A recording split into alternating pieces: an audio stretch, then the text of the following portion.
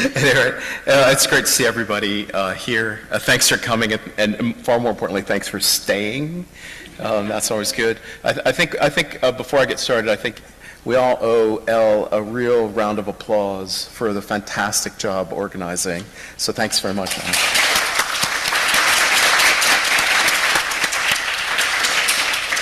And I know a lot of other people were involved too. You are there by proxy. So there we go. Right, I want to talk about Julian Huxley today, who's been mentioned plenty of times, and a lot of you know many things about Huxley. Some of you knew Huxley. I want to talk about something important. So I was trained as an intellectual historian of biology, and Huxley ranks really high in the 20th century for that topic. Here at the zoo, he ranks really low as basically a guy who blew it. And I was, in a way, professionally, as an intellectual historian of biology, I was shocked when I first learned that he was fired from the zoo as the general secretary. I mean, he wasn't really fired, he resigned, but that was about 10 minutes after a vote of no confidence, where he basically was told to get your bags, mate, and get out. So to me, it was a really weird contradiction, is how could I think he's so important, but yet he blew it so badly here. So that's the nature of the research project that got me going on this. He seems so right for this job, but yet he's just so bad at it. Again, there. So if you don't know anything about Julian Huxley, the 9 lives of Julian Huxley as quickly as we possibly can. First, he's educated in Oxford. So he's born in the 1880s and he dies in the 1970s. Trained at Oxford in zoology there. He gets a job after graduating, gets a job at Oxford in the Insider Network story. Very early on, he becomes known for some work on the great crested grebe, studying sexual selection and mating behavior in the grebes. That gets him a job at Rice University in the United States, where he is poached and he's brought over to the United States to create a new biology program, which he starts to do, and then very quickly he returns to the United Kingdom because there's that great war where he sees an opportunity for him to do well. He stays very far away from the front lines, working in intelligence. That's another story to tell about him. After the war, Huxley stays in the UK, and he starts working on experimental physiology and experimental biology. He's important in the community studying embryology and development, so work on allometry, so different growth patterns and how can we study those things. What's really interesting in allometry? Some of you might think nothing is interesting in allometry, but Huxley sure did. This kind of work is interesting. If your gears are turned by this, you'll know Huxley. So that's the 4th life of Huxley.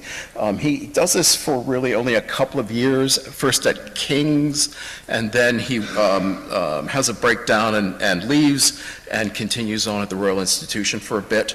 But then in the mid to late 1920s, Huxley changes gears and he becomes a professional science writer.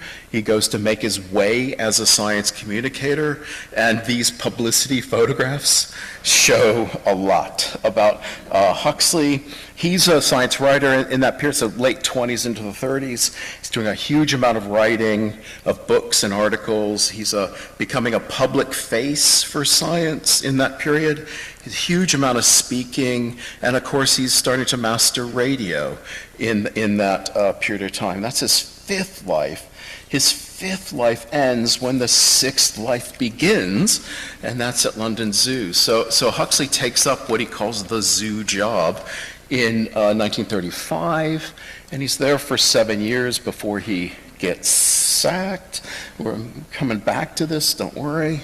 After he gets sacked, his scientific life is kind of over.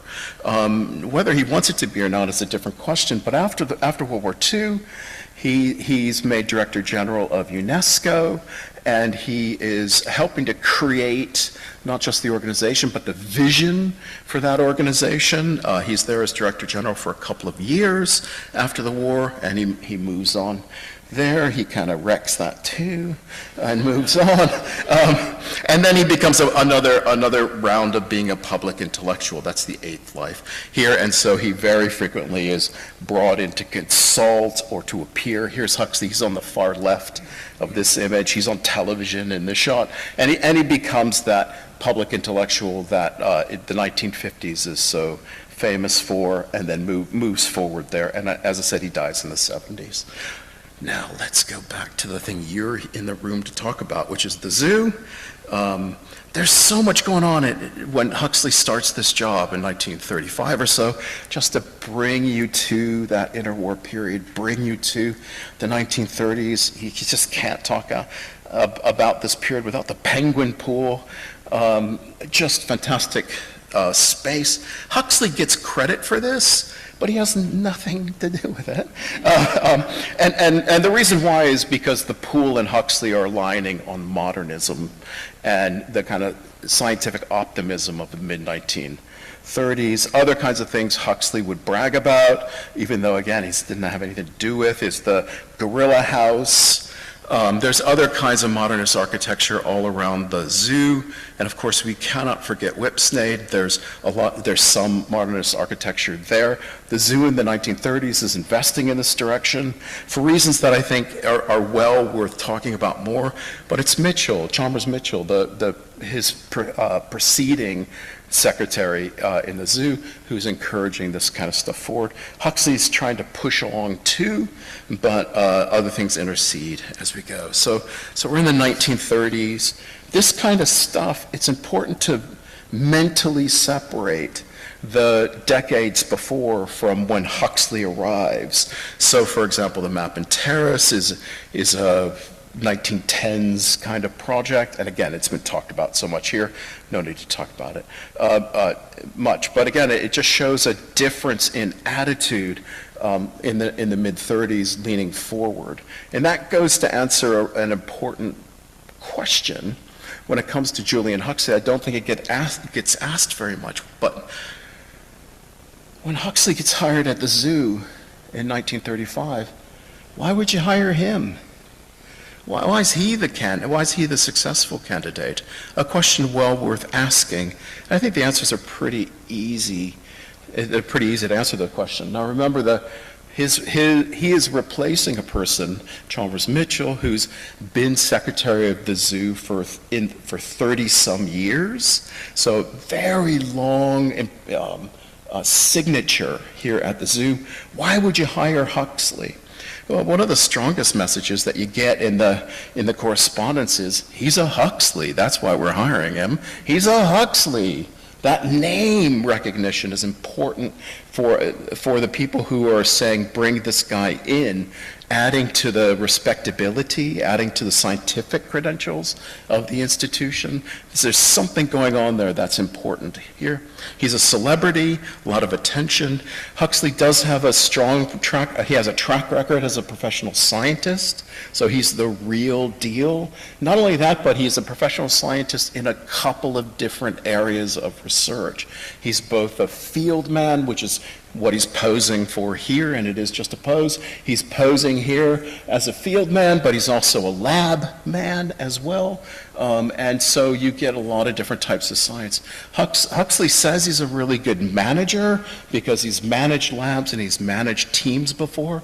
Turns out not to be true, but that's okay. And the last thing, of course, is that Huxley is so strong at running a lot of different projects at once.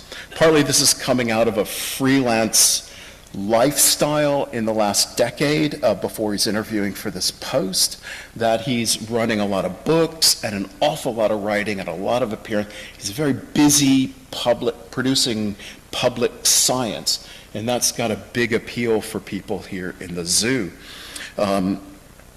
Huxley also is an ideas man. And if you've ever sat in an interview as a person interviewing someone else, you can well imagine how there's some candidates who are just focused on one issue. And then there are other candidates, ideas bouncing all over the place. And that seemed to have captured a desire of some people in the society to bring Huxley in. So ask the question, why do they want Huxley?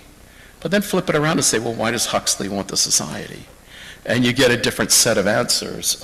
For one thing, stability. He coming up to 1935, he's a freelancer. He has to work, and he has to work hard to bring in revenue. And it is exhausting. Anyone who's had a freelance element to your income stream, you know that you've just got to do so much work all the time. And Huxley's tired of it, and he kind of wants a job. That's what it boils down to. He's also got a growing family, so he needs a job to put his children through school and to live the lifestyle that he and his wife choose to continue. It's an executive position for Huxley, emphasis on executive. This is a senior role in an important place in an important London institution. So the executive nature of it is important to him when he decides to chase the job.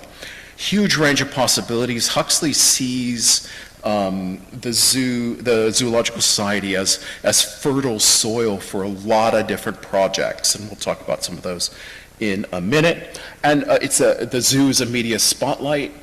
That's great for Huxley because he loves the media spotlight. He's also very good at bringing it in. Lastly, Huxley wants to be a fellow of the Royal Society, and that is fundamentally important in his tactic of coming to the Zoological Society. We know this because he said it. He said it many, many times in correspondence to his scientist colleagues. And for example, here, what he's trying to become an FRS a couple of years before, he basically says, I don't need to be conceited to be quite sure of the fact that I'm smarter than everybody else in the Royal Society, and I deserve it more than most people. That's the gist of this particular story, right? So Huxley gets hired in 1935, and he comes to the zoo. He's got a lot of plans. We heard yesterday that the Zoological Society has paid for him to visit a bunch of other places to see how zoos been done elsewhere and to network and to build up connections. Huxley's a big success, seemingly at the beginning. We've heard, again, examples of these things. The petting zoos called various things over after he gets here, but it becomes the children's zoo. He wants a cinema, he doesn't get it. He wants an art studio, he does get it. He's extremely good at managing the press and cultivating that. He knows what a deadline is. He knows when reporters need images and when they don't. He knows how to bring in that attention. He focuses on publications here at the Society, and also he encourages a lot of scientific work, which we'll hear a little bit about in one of the next talks. We'll hear more about it. If you don't know about the studio of animal art, which Huxley is important in promoting, it opens up in 1937 for artists to come in to engage with the zoo. The cinema fails, but he has a film production company get to work in the zoo. Again, there's great history to tell and has been told about that kind of thing.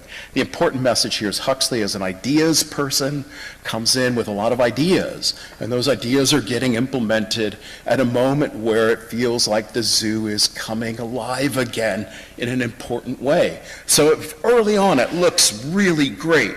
Some examples of publicity. Huxley's so good at making sure that attention gets focused on the zoos.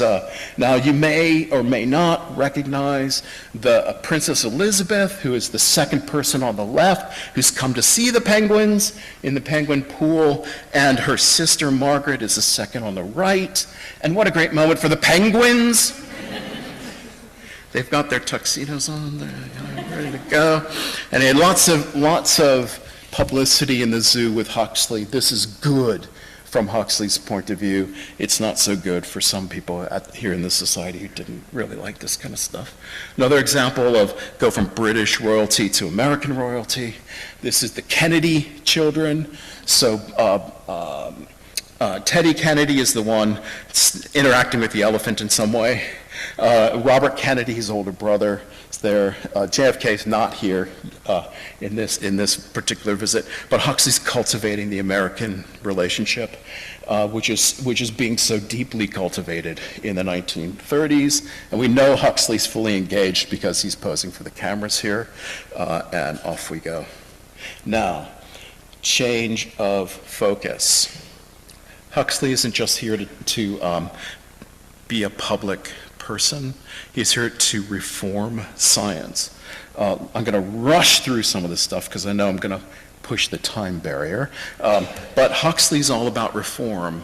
What kind of reform? It is not more science versus more public. It's something else. It's within science. It's to promote some kinds of science and to demote other kinds of science here in the society. Huxley wants to promote biology. He wants to demote zoology. And there's an important narrative here just to get the point across.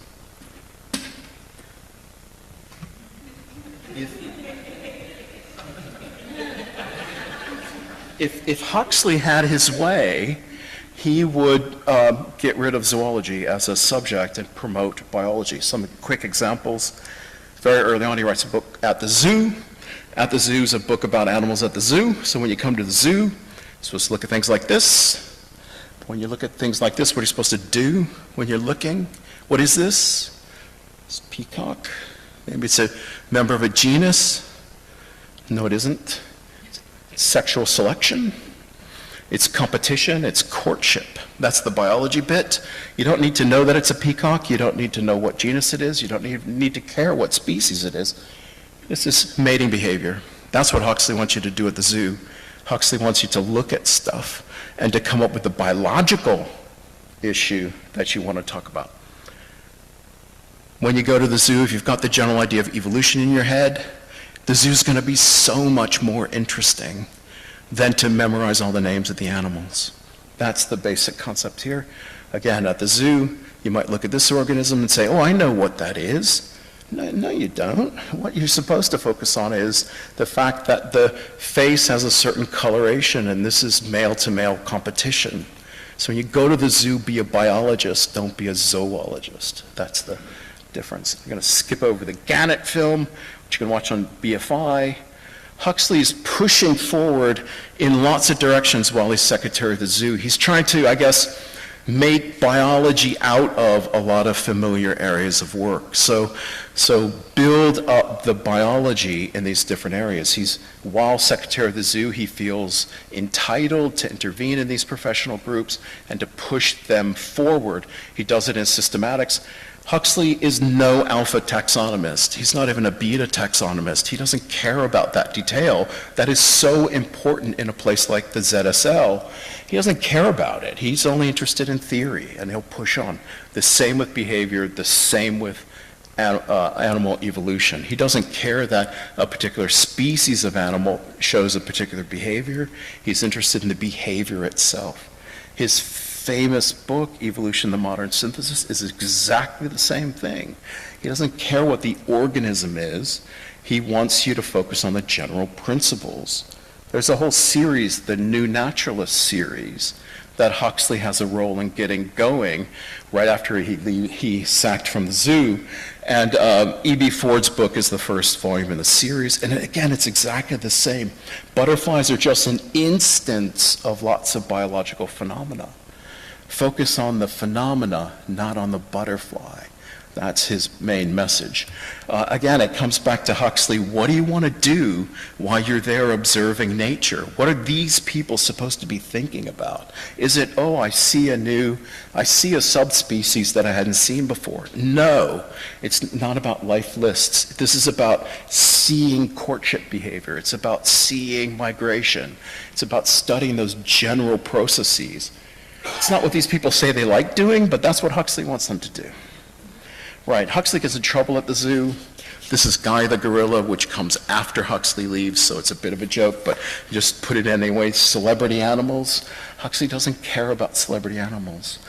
He cares about celebrity, but he doesn't care about the animals. There's a really lovely cartoon that comes out in Huxley's time here, where the okapi is being envious of the kids' attention in the children's zoo. They're going to go see a goat. And the joke here, of course, is a nice tension in the society between what's the zoo for? What are you supposed to do at the zoo? And sometimes this is read as elitism and populism. But also, while people are in the queue for the zoos, Huxley is trying to teach them what we would call textbook biology. So you get poster sessions on genetics, you get poster sessions on development, you get taught biology while you're waiting to see the animals that you can interact with. Forget the incredibly important exotic animals that the Zoological Society has gone to great trouble to put here. Right, so Huxley gets sacked, and I'll tell you the story in 30 seconds. We're looking at 1941. Think about what's happening in London in 1941. Huxley's absent because he's in the United States trying to lobby the government for American intervention, along with lots of other people. And the zoo says, where's the secretary? What's going on here? And there's essentially a desire to push him out. They're pushing him out partly because he's absent, and he's not doing what Chalmers Mitchell used to do, which is walk the zoo, pay attention to the animals, worry about the logistics of operations, worry about the fellows, engage the fellows in their own interests. Huxley's off doing his own thing, using the zoo as a platform. And there's a faction that says, let's get rid of this guy. And that's what happens. Through a very long and tedious process, they get rid of the guy. This is how it's covered in the papers, which is very sympathetic to Huxley, basically saying there's the old people, the diehards and the progressives. The diehards are trying to get rid of Huxley. And I think this picks up a really important thread of Huxley's life and work here at the zoo, which is he wants to reform the place. He wants to move it from something to something else. It's not old to new. He's trying to move it from one type of science to a different type of science. And the basic direction of travel is the B, not the Z. Huxley fails, and Huxley is booted out. He's booted out, I think, in part because that's not what the Zoological Society wants.